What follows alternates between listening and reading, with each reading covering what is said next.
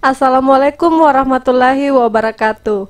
Terima kasih untuk teman-teman yang sudah komen di YouTube channel ini, maupun yang DM di Instagram ataupun chat di Japri Telegram. Terima kasih untuk motivasinya untuk tetap upload walaupun sedikit sibuk dan beberapa kegiatan yang lain. Semoga YouTube channel ini tetap ada dan bisa bermanfaat untuk kalian semua.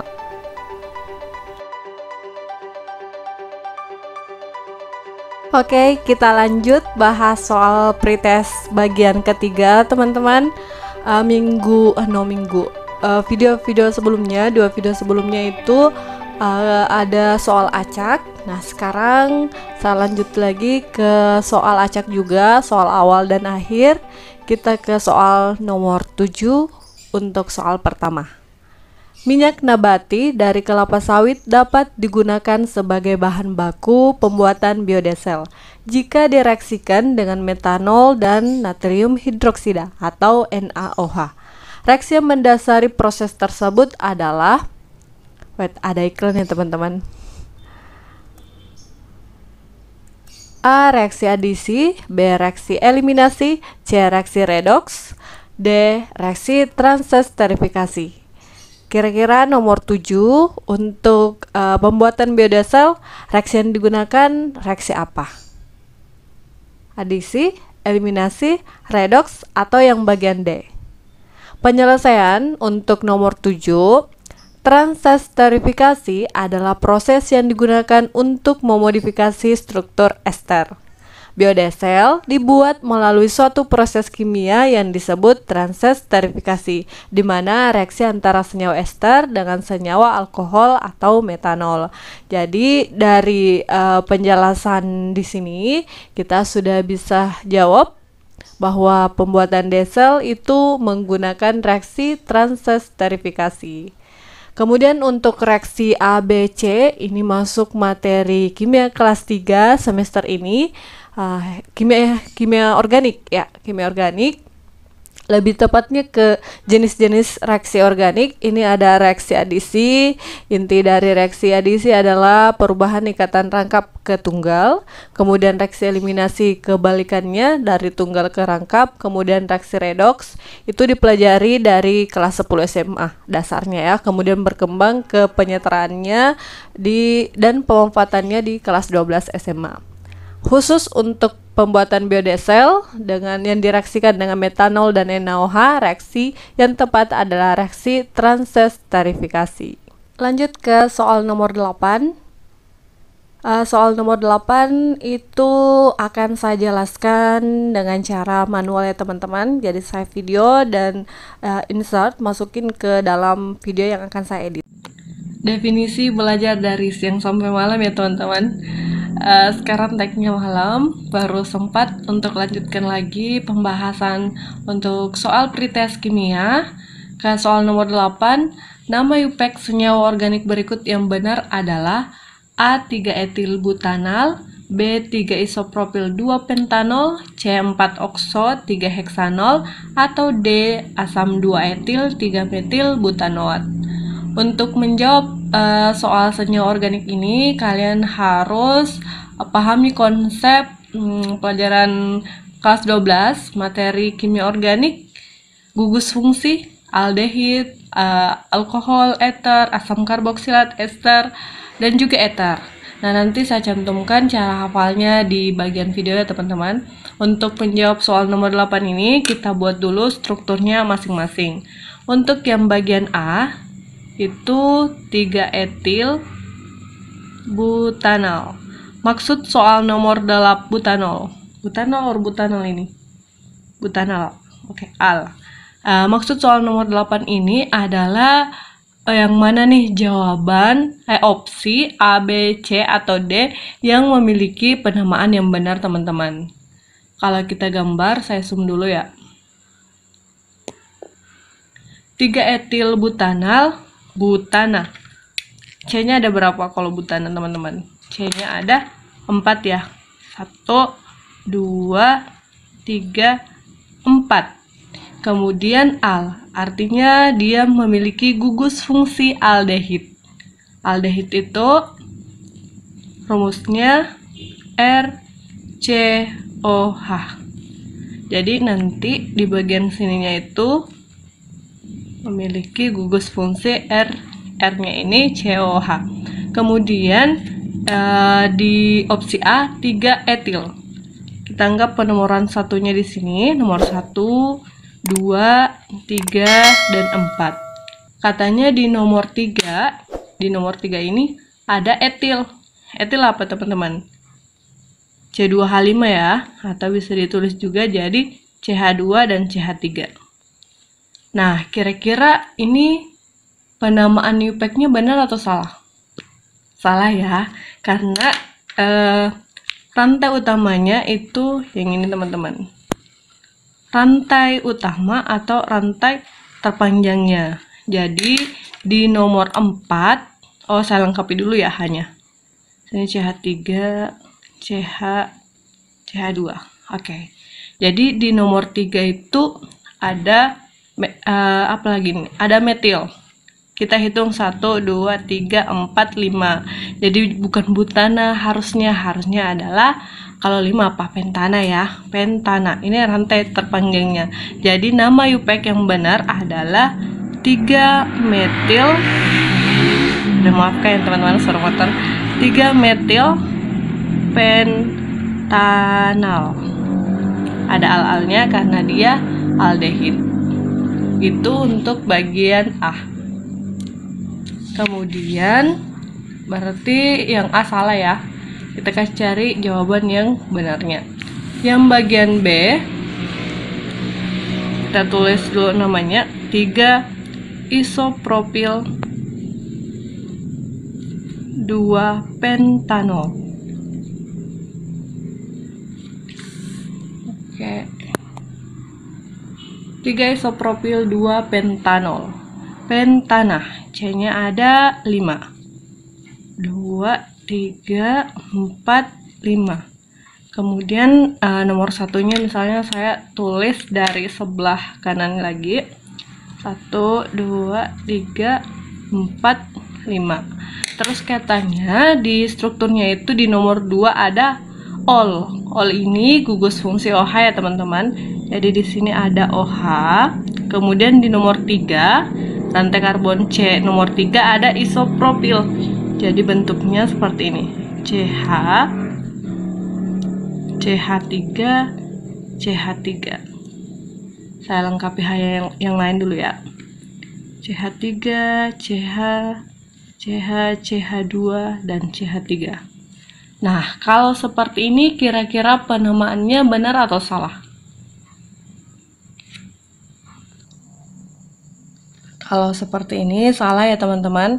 1, 2, 3, 4, 5. Di nomor 2 ada OH, di nomor 3 ada isopropil. Yang benar rantai utamanya itu seperti ini teman-teman, ke bawah.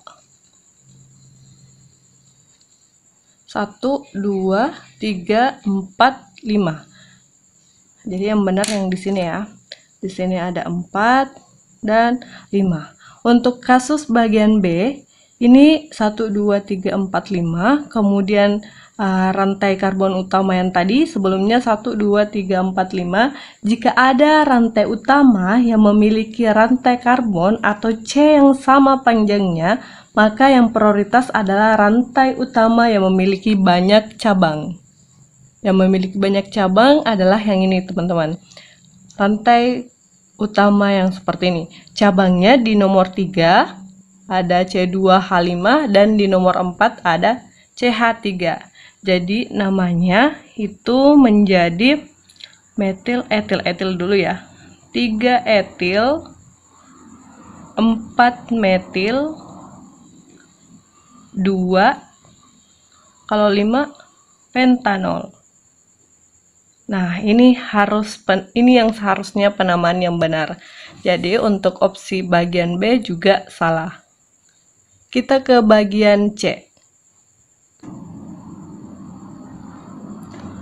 Bagian C itu 4 okso, 3 heksanol. Heksa saya zoom dulu ya teman-teman. Kai. Heksa C-nya ada 6 ya.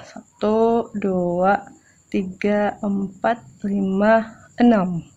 Penomorannya saya mulai dari kanan lagi. 1, 2, 3, 4, 5, dan 6. Terus katanya di nomor 3 itu ada heksanol. OH ya teman-teman, alkohol. Kemudian di nomor 4 ada okso. Okso ini rangkap 2O. Ingat ya, untuk okso rangkap 2O. Tinggal dilengkapi hanya CH3, CH2, CH2 di sini sudah 4, CH3. Nah, kira-kira untuk opsi C ini sudah benar? Apakah sudah benar untuk penamaan UPAC-nya atau salah teman-teman?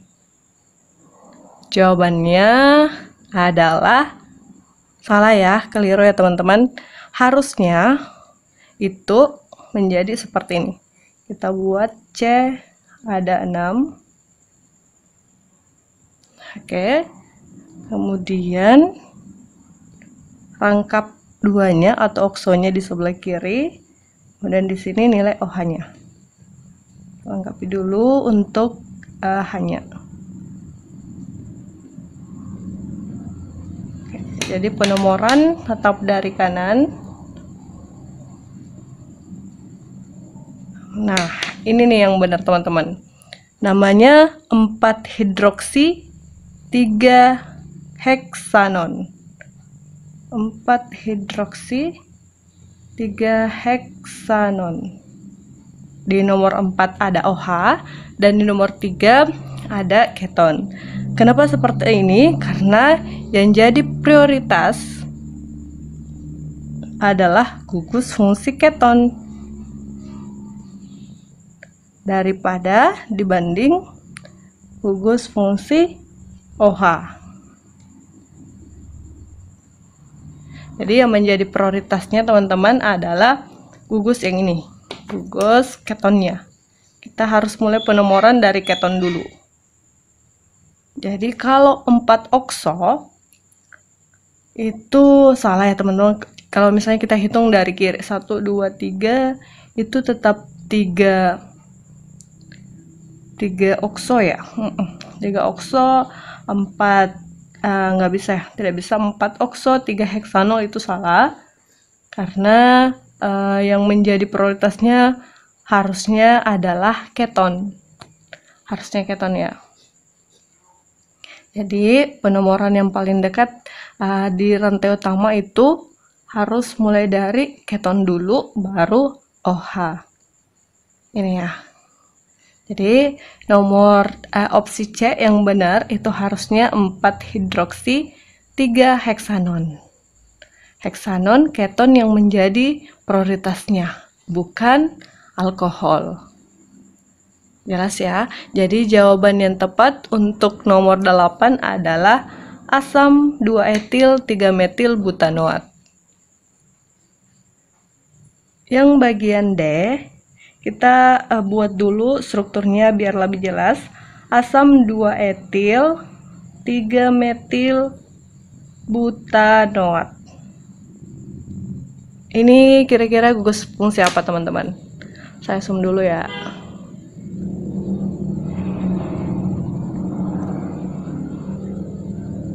Ini gugus fungsi asam karboksilat. Kalau asam karboksilat rumus strukturnya kayak gimana? Ada masih ingat? R C O H. Recoh ya teman-teman. Ya, jadi kita buat strukturnya butanoat. Jadi C-nya ada 4. 1, 2, 3, 4. Nomor satunya saya nanti sebelah kanan, jadi tinggal tambahin O dan OH. Di sini nomor 1, 2, 3, dan 4. Kemudian di penamannya di nomor 2 itu katanya ada etil.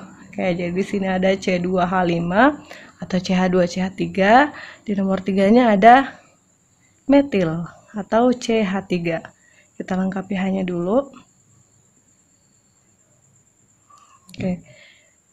Asam 2 etil, di nomor 2 ada etil, Di nomor 3 ada metil butanoat. Ini sudah benar ya teman-teman, rantai utamanya.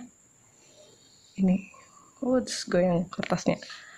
Jadi kita nggak bisa jadikan rantai utama ke bawah sebelah sini. Ini sama saja, lurus ke kiri atau ke bawah. Begitupun dengan C2H5 ini tidak bisa. Jadi untuk penamaan bagian opsi D itu sudah benar. Untuk soal nomor 8, jawaban yang tepat adalah yang delta.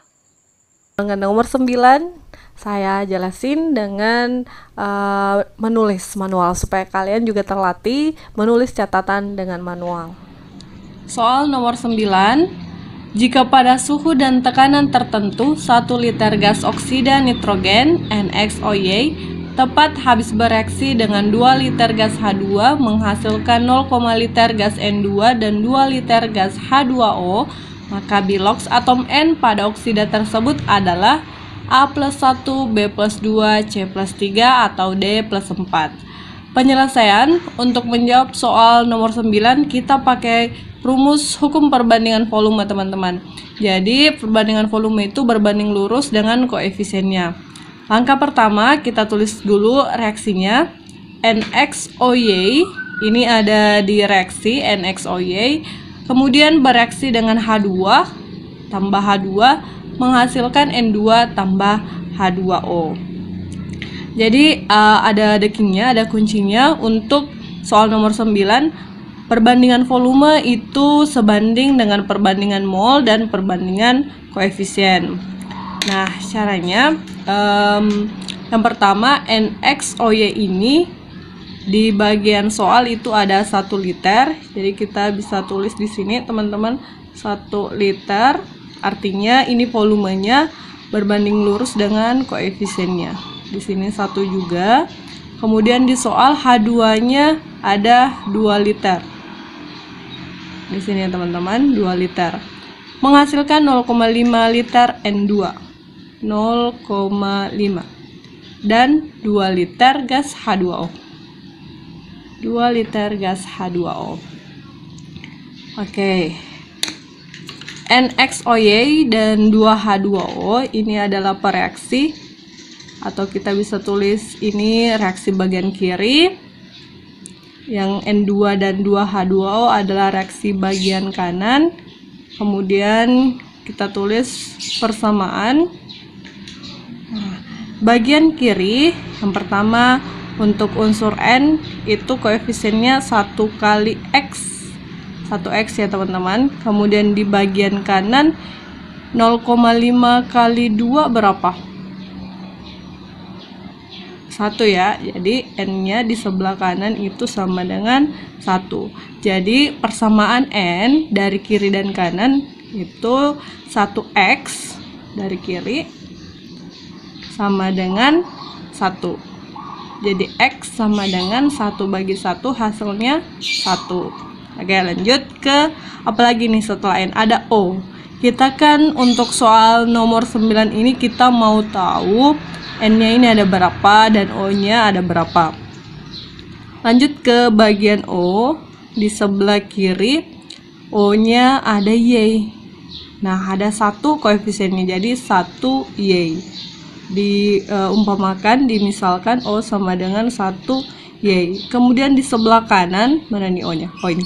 O-nya ada 2. O sama dengan 2. Jadi di persamaan itu kita bisa tulis 1 Y sama dengan 2. Y sama dengan 2 bagi 1, hasilnya sama dengan 2. Oke, the last one, unsur H. H di sebelah kiri 2 kali 2 4. Kemudian H di sebelah kanan juga 4. Jadi ini sudah setara ya teman-teman. Jadi kita tidak usah atau tidak perlu lagi tulis persamaannya. Jadi untuk senyawa NXOY itu kita sudah dapat angkanya.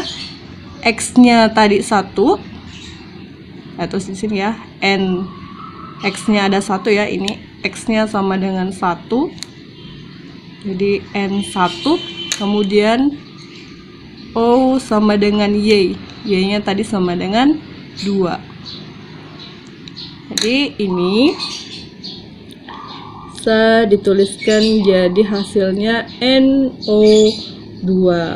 Nah, untuk di soal nomor 9 ini yang ditanyakan adalah maka bilox atom N pada oksida tersebut adalah, jadi yang ditanyakan teman-teman adalah bilox N. Nih, berapa nih bilox N-nya? Ingat bilox O berapa? Minus 2 ya. Jadi min 2 kali 2 min 4. Otomatis biloxnya N adalah positif 4. Ini cara cepatnya teman-teman untuk menentukan bilox dari suatu unsur atau senyawa. Jadi jawaban yang tepat untuk soal nomor 9 adalah bagian delta, positif 4. Soal nomor 36, suatu unsur mempunyai sifat-sifat berikut. Yang pertama, senyawa hidridanya mudah bereaksi dengan air. Yang kedua, garam-garamnya tidak berwarna. Yang ketiga, bereaksi dengan nitrogen membentuk nitrida. Yang keempat, semua senyawa sulfatnya larut dalam air. Sifat-sifat tersebut sesuai dengan unsur A. golongan logam alkali, B. alkali tanah, C. metal logam, atau D. unsur transisi. Ayo, yang mana nih teman-teman jawabannya? Jawaban yang tepat untuk soal nomor 36 adalah yang A, teman-teman. Golongan logam alkali. Nah, kenapa bukan B, C, ataupun D? Untuk sifat-sifat 1, 2, 3, 4 itu semua dimiliki oleh golongan alkali, golongan 1A ya, dalam tabel periodik. Kalau golongan alkali tanah ini mirip sifatnya dengan golongan 1A alkali, cuma yang membedakan adalah di nomor 4 ini semua senyawa sulfatnya larut dalam air. Nah, nyatanya alkali tanah itu garam sulfatnya memiliki sifat yang sukar larut dalam air. Jadi bukan yang bagian B. Kemudian yang C, metal logam dan golongan unsur transisi. Ini di bagian tengah-tengah tabel periodik ya teman-teman letaknya. Unsur transisi itu memiliki bilox atau bilangan oksidasi lebih dari 1. Nah, yang lebih dari 1 biloxnya itu memiliki warna-warna tertentu. Biloxnya misalnya Fe besi itu plus 1 dengan Fe plus 2 akan memiliki warna yang berbeda. Jadi tidak mungkin garam-garamnya tidak berwarna. Jadi bukan opsi C ataupun D. Untuk soal nomor 36, jawaban yang tepat adalah yang A, golongan alkali. Ke soal selanjutnya, soal nomor 35, seorang siswa akan menganalisis kandungan kation dalam suatu sampel air. Dari hasil analisis diperoleh data yakni A, larutan sampel tidak membentuk endapan dengan larutan asam klorida encer.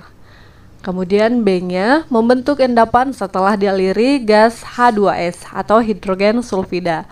Yang C, endapan sulfidanya tidak larut dalam larutan amonium polisulfida. Kation yang terkandung dalam sampel tersebut adalah A. CD2+, B. Pb2+, C. Ag+, atau D. Sn4+. Untuk menjawab soal nomor 35, kita harus tahu golongan-golongan pada kation. Ini termasuk kimia analitik ya teman-teman, kalau kita kuliah. Oke, kita bahas di golongan pertama itu. Kation golongan pertama ada Pb2+, timbal, raksa, dan perak, membentuk endapan dengan HCl encer. Endapan tersebut adalah PbCl2, Hg2Cl2, dan AgCl yang semuanya berwarna putih. Membentuk endapan dengan HCl encer. Kita lihat soalnya sebelumnya. Dengan HCl itu tidak membentuk endapan. Yang mana nih? Jadi Pb, Hg, sama Ag itu kita eliminasi ya teman-teman, karena ini membentuk endapan. Sedangkan pada soal nomor 35 sampel tersebut tidak membentuk endapan. Jadi Pb sama Ag kita eliminasi karena ini masuk di golongan pertama yang membentuk endapan jika direaksikan dengan asam klorida encer. Sisa A dan D. Kita lihat ke golongan kedua. Kation golongan ini tidak bereaksi dengan asam klorida encer. Oke, masuk ya. Tetapi membentuk endapan dengan hidrogen sulfida dalam suasana asam. Ion-ion dalam golongan ini antara lain ada golongan 2A. Endapan sulfida kation golongan ini tidak larut dalam larutan amonium polisulfida. Mereka adalah Hg, Cu, Bi, dan Cd. Golongan 2B, endapan sulfida kation golongan ini larut dalam larutan amonium polisulfida. Mereka adalah S, Sb, Sn2+, dan Sn3+. Kita review soal sebelumnya. Yang bagian C, B-nya dulu ya, membentuk endapan setelah dialiri gas hidrogen sulfida. Dengan H2S dia membentuk endapan. Ada ya tadi ini, tetapi membentuk endapan dengan H2S. Dia masuk golongan 2A. Kemudian yang bagian C, endapan sulfidanya tidak larut dalam larutan amonium polisulfida. Tidak larut. Yang ini ya. Golongan 2A dan tidak larut dalam larutan amonium. Mereka adalah Hg, Cu, Bi, Cd. Oke. Nah, ada nih Cd di bagian golongan 2A yang tidak larut dalam larutan amonium polisulfida. Itu ada di keterangan soal nomor 35 bagian C. Jadi jawaban yang tepat adalah yang A, kadmium. Kadmium yang berada dalam sampel analisis kandungan kation dalam air. Jadi untuk soal nomor 35 ini kita harus pahami golongan-golongan dalam kation maupun anion, teman-teman. Tapi yang sering muncul adalah yang kation. Nah, ini salah satu situs web Wikipedia mengenai analisis anorganik kualitatif, yang isinya ada analisis kation dan juga analisis anion, beserta ada golongan masing-masing. Nah, di golongan 1 itu, kation golongan ini mengendap dalam asam klorida encer. Ion yang termasuk ada Pb, Hg, dan Ag. Ada golongan 2, golongan 3, sampai dengan golongan 3, golongan 4, dan golongan 5 juga. Ada masing-masing bereaksi dengan senyawa apa, kemudian membentuk apa, dan unsur-unsur apa saja dalam golongan tersebut. Itu dia 5 nomor pembahasan soal pretest untuk video kali ini. Jika ada yang ingin ditanyakan, silahkan tulis di kolom komentar. Dan jangan lupa tetap semangat belajar. See you teman-teman.